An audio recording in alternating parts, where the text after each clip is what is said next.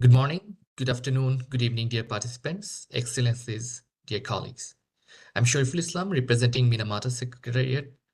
Welcome to today's online event, jointly organized by Clean Lighting Coalition and SDPI Pakistan. This is the 19th of the 21 online events organized in the banner of COP5 online events. COP5 events are an informal platform where parties and observers can exchange information and draw attention to progress in technology, research, and policy, benefiting both parties and the wider global community the convention serves. Here we embrace informality as an opportunity for innovation and collaboration, bringing together a spectrum of stakeholders to explore fresh alternatives and solutions. Your participation adds depth and richness to our discussion. Before I formally hand this over to the moderator of the event, let me go through a few housekeeping notes. As you can see on your screen, there are audio and video options that can be available on the menu on the top left corner or at the bottom of your screen. You can also open your participants panel and chat panel that is located at the bottom right corner of your screen. If the moderator opens the floor, and if you would like to take the floor, please raise your hand by clicking the raised hand icon that is available at the bottom of your screen, also next to your name on the participants panel. We would rather encourage you to write your comment and questions onto the chat panel and send it to everyone. If you have any technical difficulty, please write your message and send it to host. Please note that this session is being recorded and broadcast live on our YouTube channel. And after the event, we would recommend you to fill out the post-webinar survey that will appear on the browser. Thank you so very much. Without further ado, I hand this over to moderator Ana Maria. Over to you. Thank you so much, Shariful. Welcome everyone to this online event on the Mercury-Free Lighting Transition, Multiple Pathways to Compliance. We thank you for joining us today to discuss the global movement to efficient and mercury-free LED lighting. At the next Minamata COP in just a few weeks, parties to the convention will have the opportunity to decide and adopt phase-out dates for mercury-containing fluorescent lamps. Many countries are already banning the sale of fluorescent lamps on their markets because there is a viable alternative that doesn't contain mercury, that is widely available and accessible.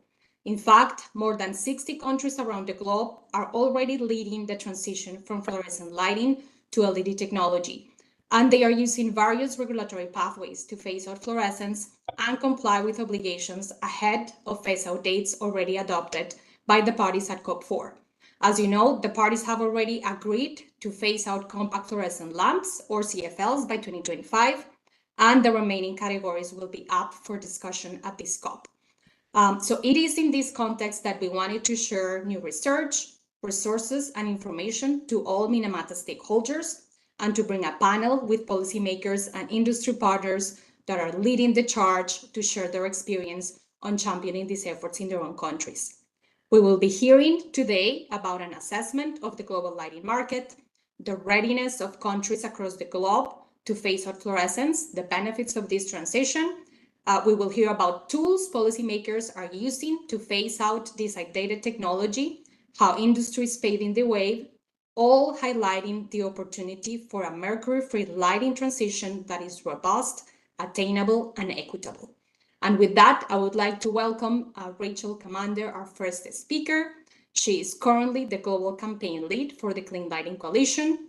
Rachel has over 15 years experience in international environmental policy decision-making, as well as in the implementation of projects related to environmental protection and sustainable development. Since 2005, she has been working on chemicals and waste issues, where she has coordinated and actively participated in the development of policies to phase out or phase down chemical pollution at the national, regional, and global levels. Rachel, the floor is yours. Thank you so much, Anna.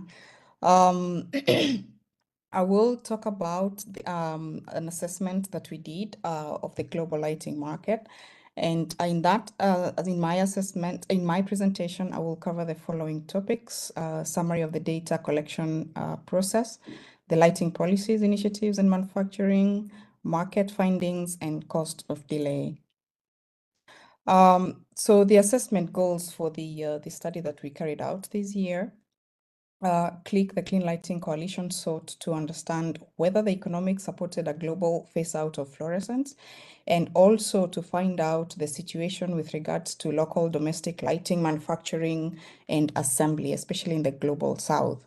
And so we developed a data collection template to collect wattages, lifetime, and price information of 5 product categories that are included for discussion at COP5. And next slide, please. And we involved several partners. We carried out the assessment in more than 65 countries across Africa, Latin America, Southeast. Could you please go back to the slide before? Yeah, yes.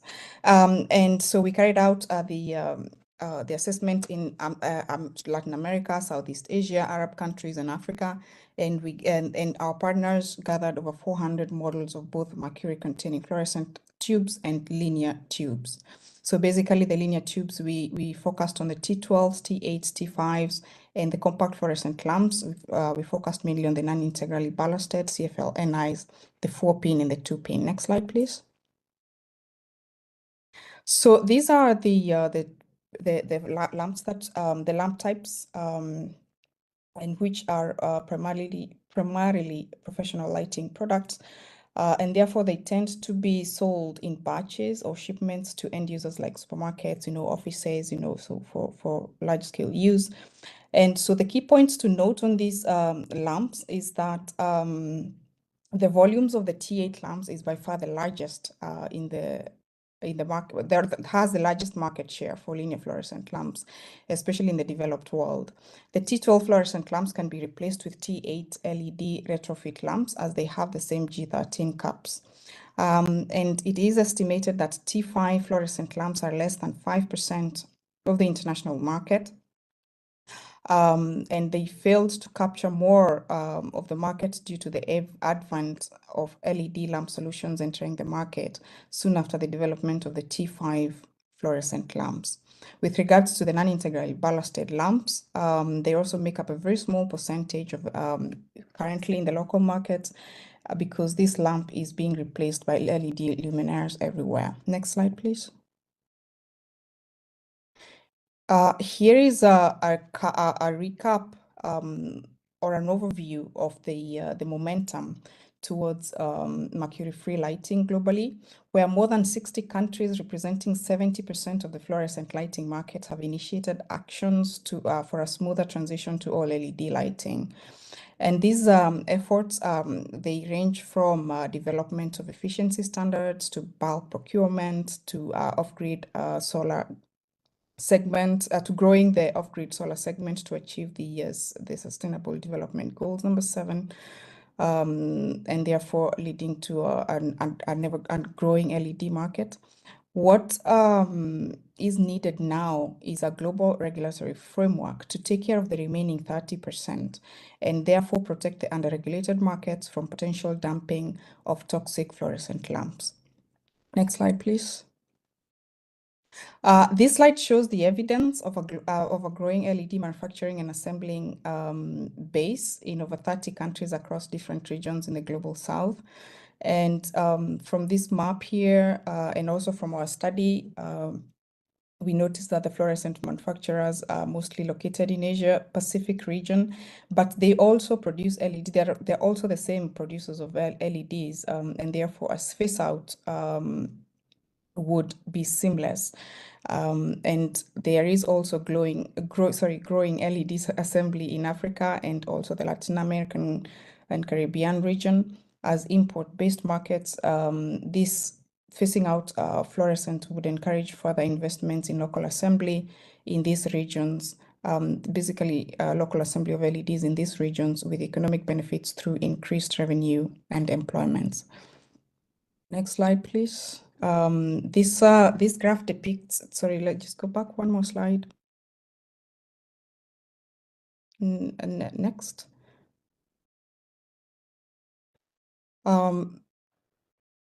Yeah, that is one. Yeah, efficacy snapshot. Yes, I wanted to talk quickly about this one because it shows that it shows the ranges of energy efficiency of different types of lamps available across the different markets, and it shows that the average the average efficacy of LED tubes is markedly higher than the one of fluorescent pairs. So basically for LED tubes being 100 lumens per watt against 72 lumens per watt for fluorescents. Next slide, please. So this is a snapshot of the payback periods from very different regions where we collected the information. And as you can see here, LEDs payback for themselves very quickly, where in most countries, the return on investment in shifting to LED linear lamps is between 2 to 12 months. And from the table, you can see some countries, for example, like Madagascar, also in Pakistan, in Asia Pacific, with their instantaneous payback periods, which implies that the LED costs actually less than the fluorescent counterpart. And as mentioned previously, the T12s are not commonly within the market, are not common within the markets, with most retailers recommending a switch to the T8s as they have the same GCAP. Next slide, please. So this is an example. Yeah, so the payback, I talked about this. You can go to the next slide. I'm trying to, yeah, to move quickly because of time. So this is an example from, yes, from Nigeria. Okay, I will talk about the example from Nigeria. So where the payback period for the T8 is about 1.8 months, and the payback period for the T12 is instant.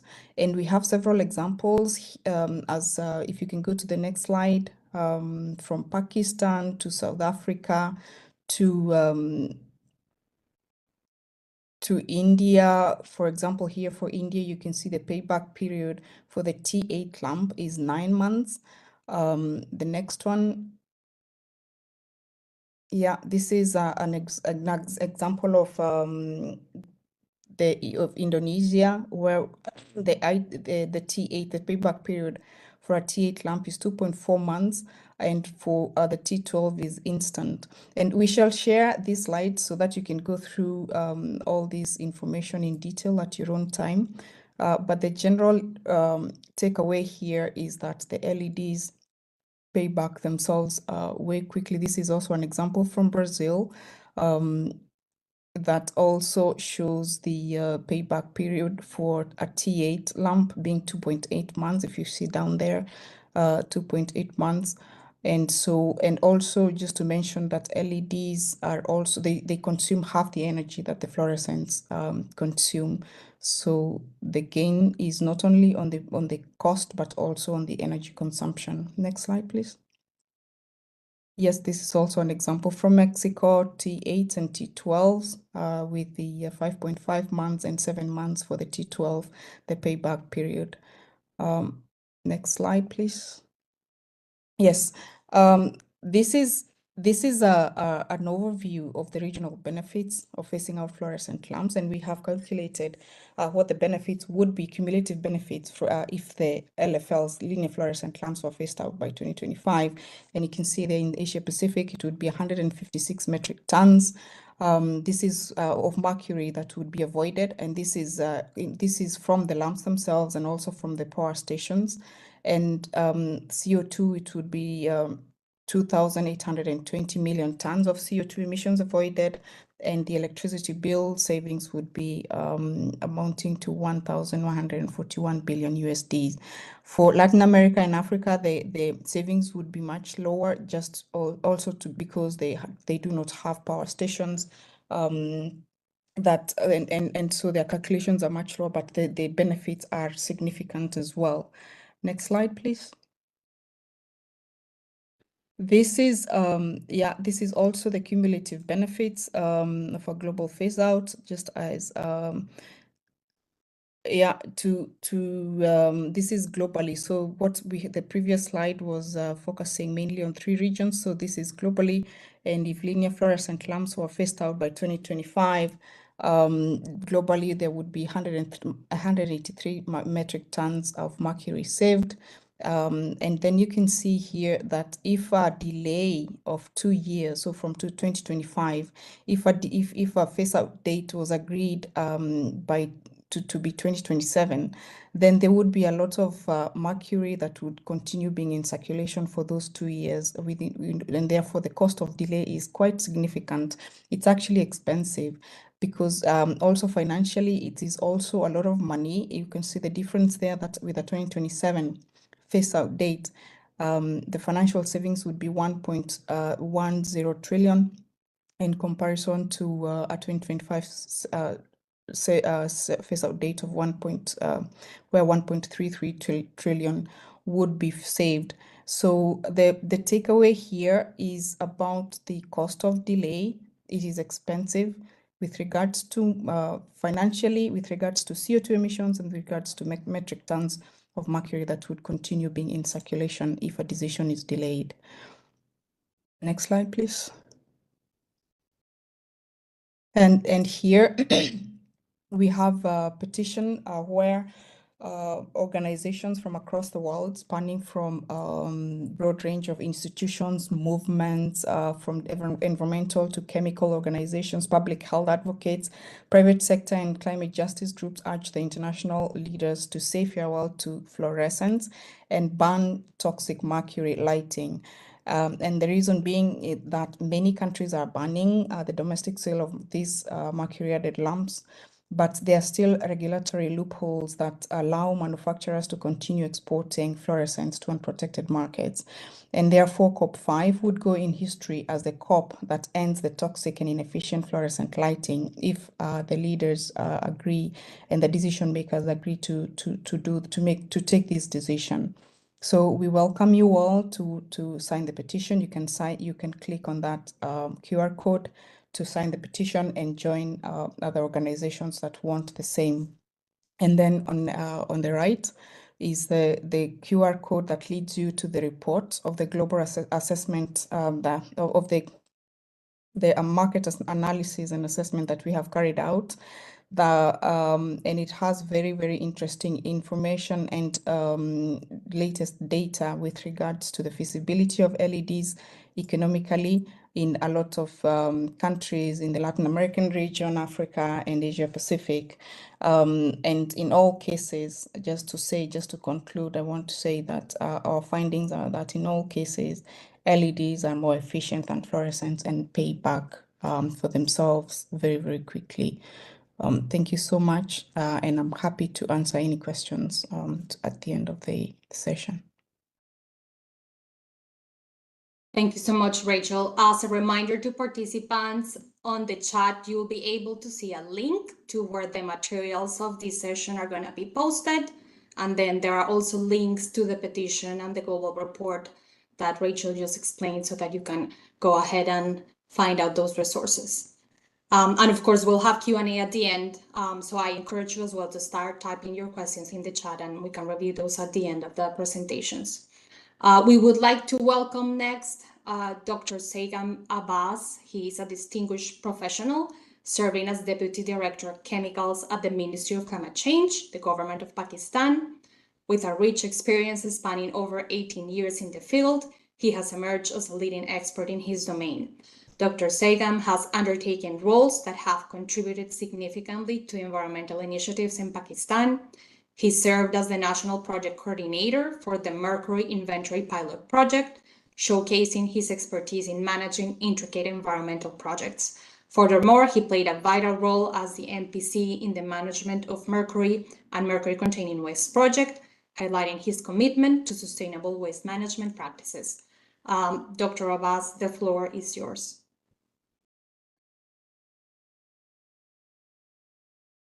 Thank you very much, Anna and Rachel and the Minamata Secretariat for organizing this webinar before COP5. So I will just give you the brief about the progress regarding the Mercury and Minamata Convention that we have part of this Minamata convention since 10th October 2013 when we signed it, and then we will started its working and became its party in the December 2020, and then we have requested to the executive secretary regarding artisanal and small scale gold mining, and now the project is under process, and we are executing with the support of, and then we also supported the amendment particularly for phase out CFL lamps, and we are also going to defend this proposal in the COP5. Next, please. So this is the progress which we have done in the country. In the first step, when we are starting the Minamata initial assessment, then at a first step, we have imposed the restriction on the mercury and mercury compounds to protect human health and environment. And that was only allowed for the consumer which have valid permission from federal or provincial environmental protection agency. And the second step and second achievement is that we have fortunately all the mercury processes in the chlor-alkali industries have been 100% phased out in Pakistan. And then if we talk about the compact fluorescent lamps, that is also its manufacturing has been completely phased out, and they have transferred into the light emitting diodes. And then, as I mentioned, nowadays we are executing with ASGM project with the support of global expert and Miss Grace Hala, which is also part of this webinar. Next, please.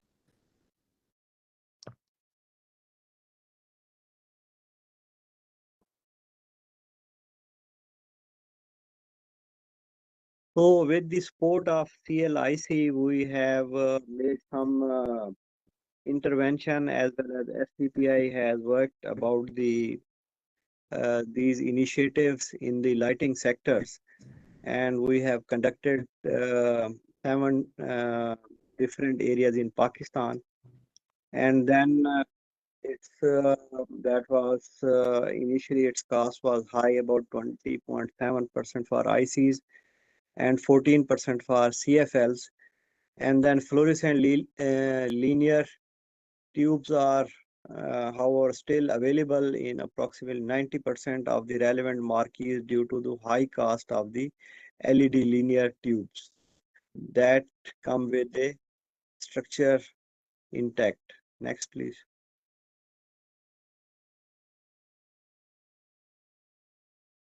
So when we have market-based LED light shows that energy efficient lighting that can reduce electricity demand by 1.2 trillion watt hour by 2030. So that is the big contribution for the country, that we will able to save our electricity use, as well as we can reduce the demand of saving $120 million, and that will also support for the reduction of CO2 emissions by 1 million tons.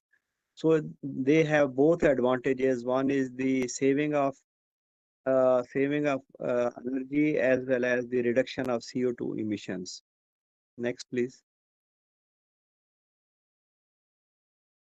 So we have close coordination with the National Energy Efficient Conservation Authority, and when we are working about these initiatives, so then the NICA is the main stakeholder. They are already engaged with the other consumer atom like fans. So they have well managed, and they have finally got its approval from the competent authority, and its phase out plan has already been approved by the authorities. So I will show you in the next slide. Next, please. So when we talk about the LED, so in this we have a NICA and FBR. FBR basically Federal Board of Revenue is the organization which can impose the taxations and duties on the different equipment when we are going to manufacture or install. But custom duty for LED is only 3% as opposed to 25% for all other categories. So that is the main discount by the Federal Board of Revenue, that custom duties has been reduced only 3% as compared to 20%. And then the local production, the sales tax on LED producer is 0. So that also encourage the local producer due to the tax relaxation, that is 0. So other products is 17%. So these interventions have led to availability of strong indication market for available. Now in Pakistan, 90% you can say the LED products are available in all markets, even in villages, in main cities, industries, lights, in street lights. So we are progressing very well, and in future even we will be able to make it 100% with LED. But still, in the old compact fluorescent lamps, in some places are available. So we are working how to dispose of these old CFLs. Next, please. So this is the main achievement of government of Pakistan, which I mentioned, that the federal government has prohibited the manufacturing, sale, or import of incandescent lamps and compact fluorescent lamps.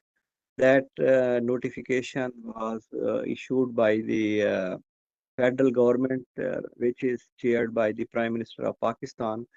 So from this notification, so the prohibition has been implementing 1st July 2023 in this year.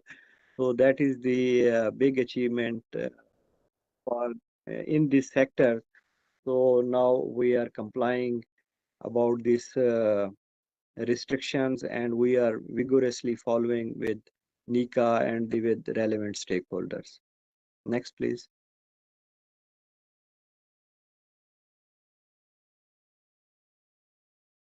So this is just about the I think the previous slide was the last slide. Yes, that was Thank your you last very slide, Dr. Abbas. Now we'll transition much. to the next speaker.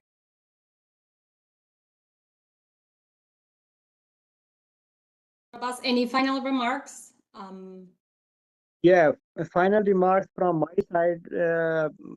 We will fully support these amendments in the COP5, because I am going along with my senior Joint Secretary, who is the also member of Bureau from Asia Pacific region, and we will try to also convince to other like-minded countries to support this proposal, and we will try our best to through this amendments in this COP5.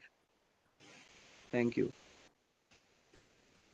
Thank you so much, Dr. Abbas, for those remarks, for your intervention. I just wanted to point out that the CFL ban that entered into force this year in Pakistan, 2023, 2 years ahead of the dates agreed by the parties at the last COP. So congratulations to you and your government for mobilizing quickly and phasing out this outdated technology. We're gonna move ahead with our next presenter. Ms. Shanti Mbaga, serving as the Vice Chairperson for the South African Association for Females in Energy Efficiency and as Project Manager for Energy Efficiency Appliance Standards and Labeling Program at SANEDI. Shanti has qualifications in transport economics, energy efficiency, and sustainability, as well as advanced business project management. She has previously served in provincial government, facilitating integrated and sustainable transport policy development. She later joined the United Nations Industrial Development Organization, UNIDO, to coordinate and implement the South African Low Carbon Transport Project, and now forms part of SANEDI's energy efficiency program, particularly focusing on appliance, equipment, and lighting efficiency for residential buildings. Shanti, thank you for being with us. The floor is yours. Thank you so much for the invitation and for the kind introduction. A good day once again to all of you. I represent the South African National Energy Development Institute, and we are established under the Energy Act of South Africa to conduct energy research that informs our Department of Mineral Resources and Energy. And we implement various programs and projects on behalf of the government to ensure that we also demonstrate various energy technologies. As you're aware, we are facing probably a global energy crisis, but I think even nationally, our crisis is quite stark. And so there are various multi-layered reasons as to why we should really pay attention to the technologies that we are allowing to enter into the market. So I'm going to be taking you through a policy landscape, mainly around the appliance standards and labeling component within our energy efficiency department that will speak to how we have regulated general service lamps within South Africa to limit the mercury-laden technologies that are out there for lighting. Next slide, please. Thank you. I just quickly want to maybe also highlight that this is a multi-stakeholder process within the country. We're talking about the national treasury that funds this type of work, and then the policy mandate coming from your national government departments that each have a vested interest. And I think as we move towards more sustainable policies, you're starting to see that it's not a single department that's responsible for setting regulations. You've got energy, you've got environment, trade and industry, science and technology, as well as public enterprises that then have to come together and integrate into forming these sustainable policies. The government agencies are then directly responsible for ensuring that they conduct the research that informs the policy decision. And we've also got private sector, which is heavily consulted as part of this process. We have to ensure that they are well informed so that we empower them to comply against the regulations in terms of applying for their products to be sold onto the market. And then our consumers, who are a very important beneficiary because the technologies are basically made for their consumption. So information and ensuring that we protect consumers from an environmental viewpoint also becomes extremely crucial. Next slide, please.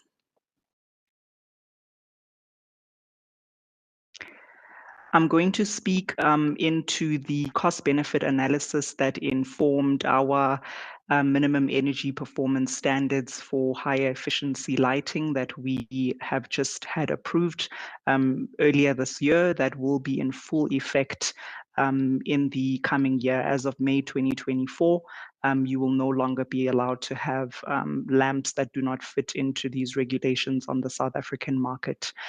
So what we do as a standard procedure to informing MEPs is to conduct what is called a cost-benefit analysis or a market analysis that is supposed to speak to also the socioeconomic benefits of implementing a certain technology policy. So we recognize that in South Africa, we've got roughly about 80 million general service lamps that are sold in the market every year. And within households, generally, in terms of lamps that are already installed, it's about twice this amount. So it's very important that we are ensuring that the regulations that are out there are efficient. Because if you're looking at a single lamp, you might not realize its significance. But in a household, if you have up to 15 lamps, then you really begin to feel the impact, particularly if you're talking about the consumption of lighting during peak periods.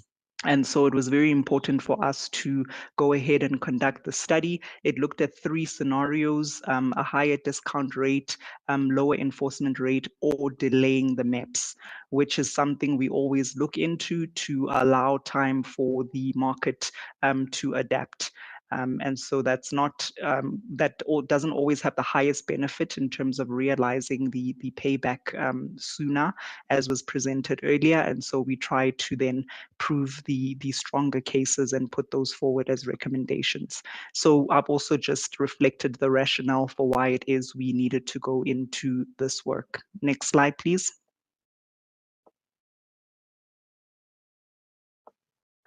Then looking at the minimum energy performance standards that have been set, there are 2 standards that directly speak to compulsory specifications that cover energy efficiency and functional performance for general service lamps, looking at both directional and non-directional lamps of all shapes and finishes, using all technologies. So it's a technology neutral standard, but its minimum energy performance rate is one that is likely to be met by LEDs and technologies who perform better in terms of performance. Then when you look at the safety standard, it's also got a test procedure requirement that speaks to mercury content testing. And when that's reflected, the lamp will automatically fail, and that obviously affects the reception of a letter of authority in that case. So it's very important that the applications that come in are approved through this process that really speaks in detail the types of light sourcing technologies that should comply to be sold in the South African market. Next slide, please.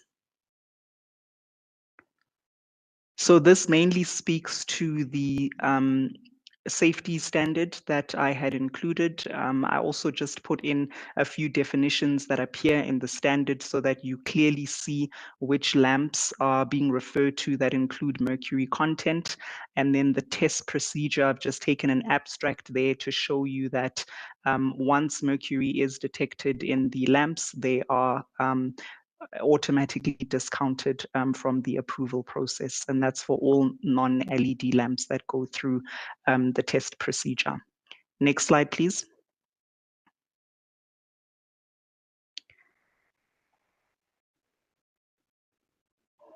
Okay, I'm just going to speak a little bit about the labeling component, which becomes very key. Sorry, before I do that, I do want to touch on the fact that we've got a draft national regulation for management of mercury in South Africa. This was just important for me to highlight. I recently found out that this is out for comments. So I guess this is another area that the Department of Fishery, Forestry and Environment is invested in. And this is perhaps on a larger scope than just lighting itself. Next slide.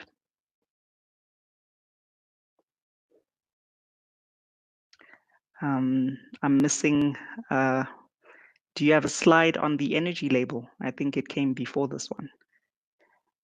Oh, okay, there it is. Okay, thank you so much. So looking into labeling, it's important for us to put adequate information on the labels themselves when it comes to communicating information to consumers in terms of the content that is on there. In South Africa, the residential energy consumption survey did inform us that 79% of customers agree that the information that is provided on lamp packaging does help in terms of making a decision and also just making comparisons between different types of lamps, the costs and the manufacturers and so forth. With the adoption of the regulations that I've just highlighted in previous slides, the information that is required to appear on the label is the power of the lamp in watts and the luminous efficacy. That needs to be primary information that is an indicator for the lamp's energy performance. And so in support of this as well, we also look to having long-term consumer campaigns within retail stores and public events to educate consumers on how to read the label so that they're able to interpret that information to be able to make an environmentally and energy efficiency sound decision when it comes to their purchases. Next slide, please. All right, thank you so much. I think the order of the slides had switched a bit. So I just wanted to mention lastly, as I conclude, that the Consumer Protection Act becomes crucial as part of what we do. In South Africa, this law exists so that we're able to promote fair, accessible, and sustainable marketplaces for consumer products and services. And it's key that we ensure that the information is there to be able to make consumers help them rather to make sustainable decisions. We do have a national campaign that is implemented by our utility, Eskom, and it's called the Power Alert campaign. And this is also publicized on television to let South African consumers know when it's peak periods and what areas of consumption they should be limiting in. It also gives tips on how to limit the energy consumption in the residential sector at various times within the day. So that has yielded significant results in just reminding the consumer to watch out for what they could switch off in saving power. And my final slide, please. I think yes, thank you so much. This was meant to be the second last slide. If you look at the support that we've received, I think I'd be doing an injustice if I concluded my presentation without giving some recognition to the parties who have been part of this process. It has been a lengthy policy process, but we are happy to have achieved this milestone, and I think it's going to really assist in market penetration of higher efficiency lighting technologies. On the right side, you just have the South African entities who are part and parcel of research, drawing up the regulations, putting the policies into place, and then eventually also regulating the market through MV&E efforts.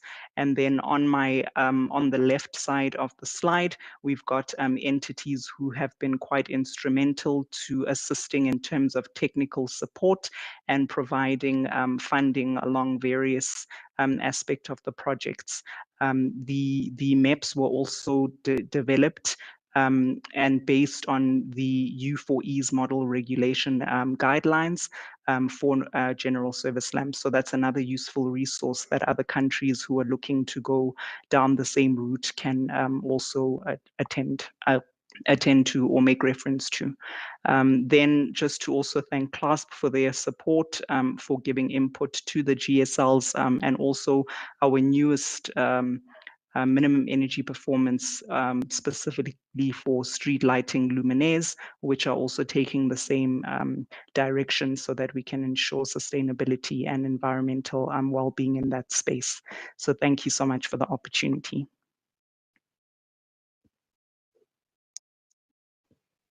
Thank you so much, Ashanti, for your presentation. And I love that last slide where you show the coordination among the different agencies to get the policy and this important outcome. So congratulations on that effort. We are going to move forward with our next speaker, Mr. Shazad Khan. He is the Director of Technical Business Development at Creative Electronics and Automation, where he is pioneering where his pioneering spirit and expertise have shaped the landscape of technology in Pakistan. With a career spanning over 3 decades, he began as an entrepreneur in 1992, establishing a strong foothold in power protection and emergency solutions.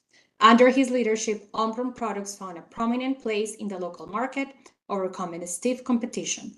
Over the years, he diversified his expertise, delving into areas like SCADA systems, marine automation, and energy-efficient lighting.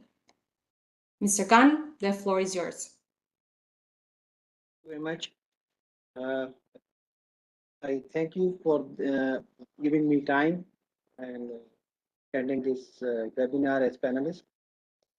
I want to introduce some details about the LED lighting in Pakistan.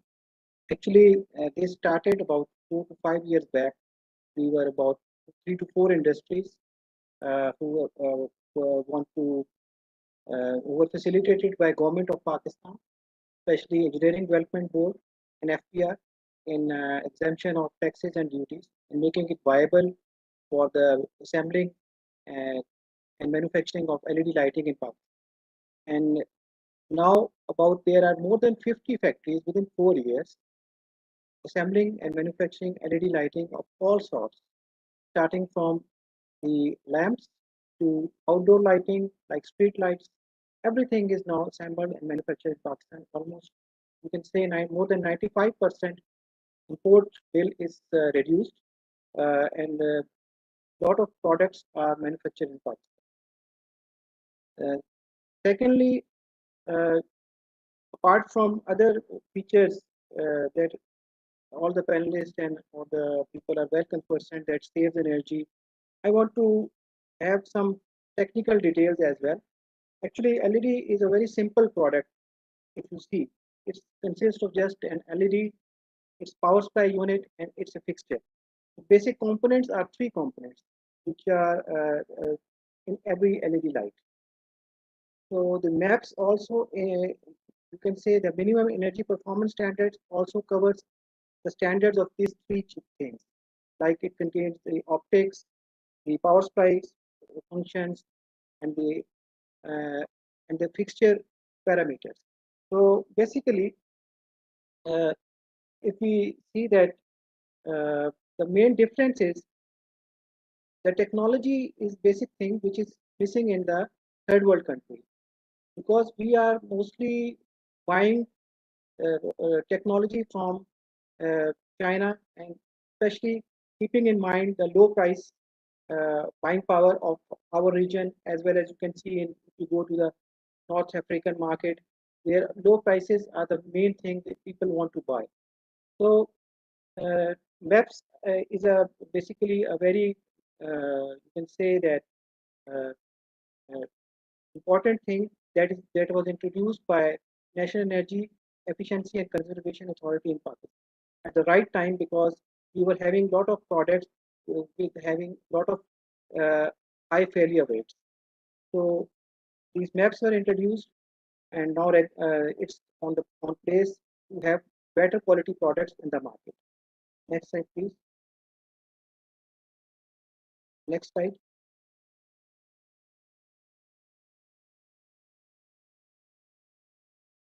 So basically, if you can see that what are the vision is basically to have a lighting change from the CFLs and the incandescent lamps to the LED market.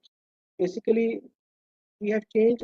We have a very big market segment for the LED lamps, and it's changing day by day. Now, government have also banned the production of CFL lamps and the GLS lamps in the market. So LED, basically the main problem is the LED lamps are still quite expensive due to the duty structure and all that. Initially, government gave us a lot of facilitation about the custom duties, but due to the economic pressures, they have started imposing custom duties on a lot of raw material. So the prices of LED lamps are again going up due to these custom duties and other duty structure. Next slide, please.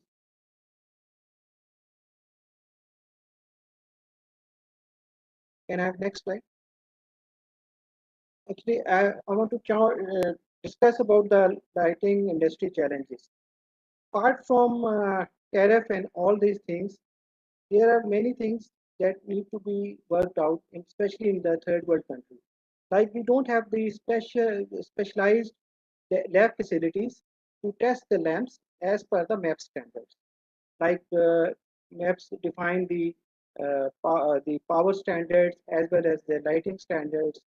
Like we want to see that light don't have a UV factor.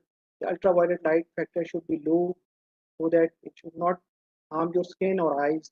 So these kind of tests are still missing in our countries like Pakistan.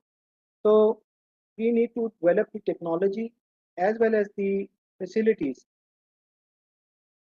and these type of facilities should be developed by some donor agencies or some government agencies to facilitate the market, as well as the you can say the uh, so that infrastructure of the factories should be improved, as well as you can see that the problem is not only the taxation. Its problem is the consistency of the policy. Like if we have some 5% duties, like the next year it changes to 10 or 15%. So the investor want a consistent policy when he want to invest in any energy sector or any new sector. Definitely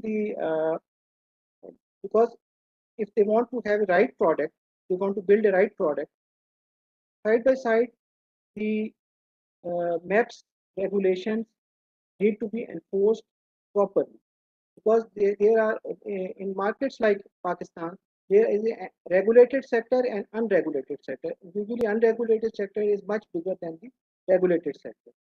So we need to see that uh, the MAPS should be enforced properly in a right way. Otherwise, the unregulated sector, which is not following the MAPS, get the price advantage, and the market segment is more for the unregulated sector. So these kind of things need to be addressed properly in market. Secondly, uh, you can see about the campaigns.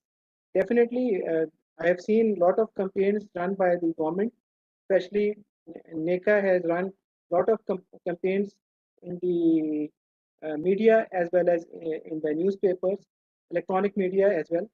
So, but main thing is the cost factor that need to be reduced, because the buying power of the general public is very low. So that's why they go for the high power consumption, low cost products. And third is the solar powered lighting sources. Actually, LED light is a complementary technology as we see as renewable technology, because it's the advantage that we build higher efficient lighting. Suppose if we are building a 140 or 150 lumens per watt lamp, that will be a win-win situation for the solar energy, because our energy consumption will be reduced. Like if we are using a 30 watts lamp, we can use a 20 watt lamp with a higher efficacy. So we must produce higher efficacy lamps so that the solar energy consumed must be low. Similarly, the battery consumption will be low. So it's a you can say it's a subset for the main renewable energy product. For the best off-grid lighting technologies, the LED lighting source must have a very high efficacy and efficiency. Next slide, please.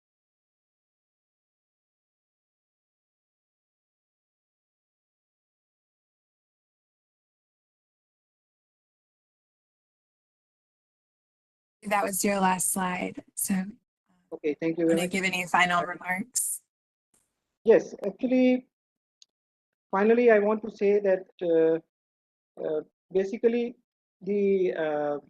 as far as industry is concerned, as the buyer is concerned, people want to buy LED lamps, keeping in view their price as well as the payback factor.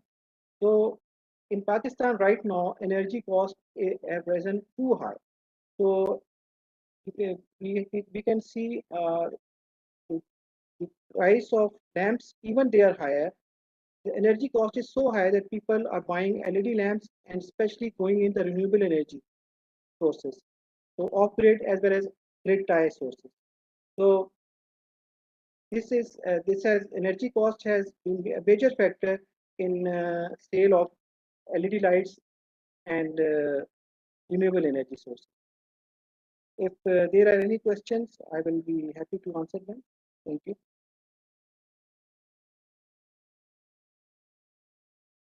Thank you so much, Mr. Khan. I invite participants to post their questions on the chat. And in the meantime, I just wanted to remark and maybe thread the needle among these presentations as well, because it was especially relevant, the opportunities that you highlighted at the end for governments to promote this transition to LEDs by enabling the local industry to flourish. And I wanted to know, Rachel in her presentation mentioned how we have seen this LED manufacturing and assembly growing in different countries. Dr. Abbas mentioned some policies the government of Pakistan has taken in order to promote that transition to LEDs as well, particularly tax policy and custom duties that are beneficial. But you highlighted, Dr. Khan, that there is need to have consistent policy so that we can benefit and local industry can benefit from that local manufacturing as well. So I thought that was very interesting. I don't know if you want to highlight any other opportunities for the governments to promote that local assembly, local manufacturing as like a benefit, because it's really quite important that this transition can not only result in reduced energy savings, but this opportunity for job creation and for an economic revenue within the country.